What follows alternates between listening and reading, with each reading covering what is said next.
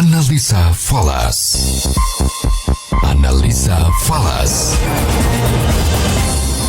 Mitra bisnis, analisa falas kami hadirkan dan pagi ini kami sudah berhasil terhubung dengan Rioli, co-founder Trader Hub. Halo Pak Rio, selamat pagi. Selamat pagi Anita, selamat pagi mitra bisnis.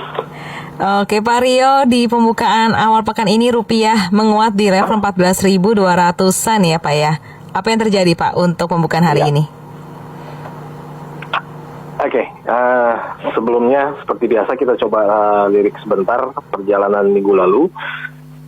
Minggu lalu rupiah kita melemah sekitar 1,15% ya. Kemudian untuk dolar sendiri melawan mata uang global itu ada penguatan 0,11%. Nah, apa saja yang menjadi faktor pelemahan rupiah di minggu lalu?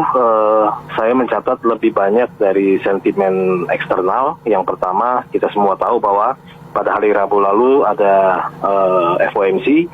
Nah, di situ disampaikan bahwa tapering sudah akan dimulai ya dengan pengurangan sebesar 15 miliar dolar untuk per bulannya untuk pembelian obligasi di US. Dan saya kira ini adalah nada hawkish dan untuk berimbas kepada penguatan USD dan sangat wajar rupiah kita terjadi pelemahan. Kemudian yang kedua, untuk suku bunga Amerika sendiri walaupun minggu lalu pada saat pengumuman itu tidak ada perubahan, namun kalau saya melihat dari Fed Rate Monitor itu kelihatannya pasar cukup optimis di tahun 2022 mungkin pertengahan ada potensi The Fed bisa menaikkan suku bunganya. Jadi ini juga sekali lagi nada hawkish untuk rupiah untuk USD, kemudian efeknya adalah pelemahan di rupiah kita. Kemudian yang ketiga, kita lihat secara perlahan kasus corona dunia ini terus ada peningkatan. Saya kira ini juga menjadi satu titik kekhawatiran yang nantinya mungkin bisa berimbas secara global, dan saya kira ini adalah langkah-langkah antisipatif dari pelaku pasar yang mana rupiah kita kemarin sudah sempat terjadi penguatan. Nah, kali ini adalah terjadi koreksi pelemahan. Saya kira itu sangat wajar. Kemudian kalau untuk dari domestik sendiri, saya tidak melihat ada satu sentimen yang cukup kuat untuk mendorong rupiah kita melemah ya, sehingga kita lihat bahwa pada pagi ini setelah terjadi pelemahan yang cukup besar untuk rupiah kita ada koreksi pembalikan, yaitu terjadi penguatan pagi ini saja sekitar 0,38% ya di angka 14.270.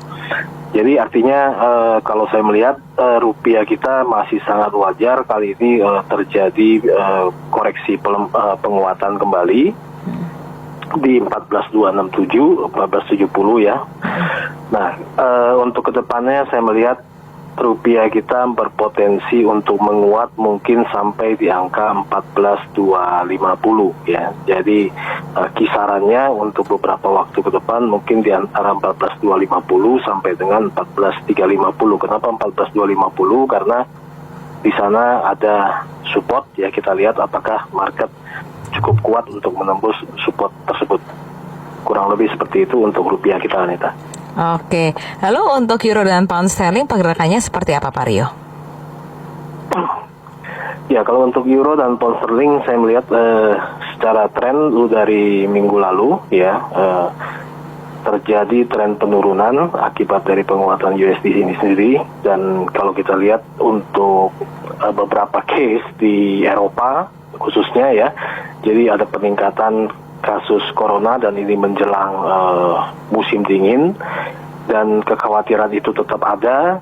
Saya kira potensi untuk penguatan USD terhadap beberapa mata uang utama terutama GBP dan juga Euro masih bisa terjadi kelanjutan. Artinya akan ada potensi kelanjutan untuk penurunan baik itu Euro maupun GBP untuk beberapa waktu ke depan. Karena kita tahu Inggris sendiri minggu lalu itu tidak jadi menaikkan suku bunga atau tidak ada tanda-tanda menaikkan suku bunga. Saya kira ini menjadi potensi penguatan USD terhadap dua mata uang ini menjadi cukup besar.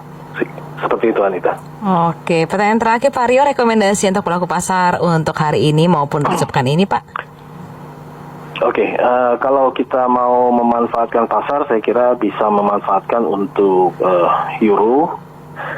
Itu mungkin adalah sell di angka 1.1582. Kemudian untuk GBP sendiri adalah potensi untuk melakukan sell di angka 1.3520. Baik, terima kasih banyak Pak Rio atas analisa untuk Fast FM. Sukses untuk Anda, selamat pagi.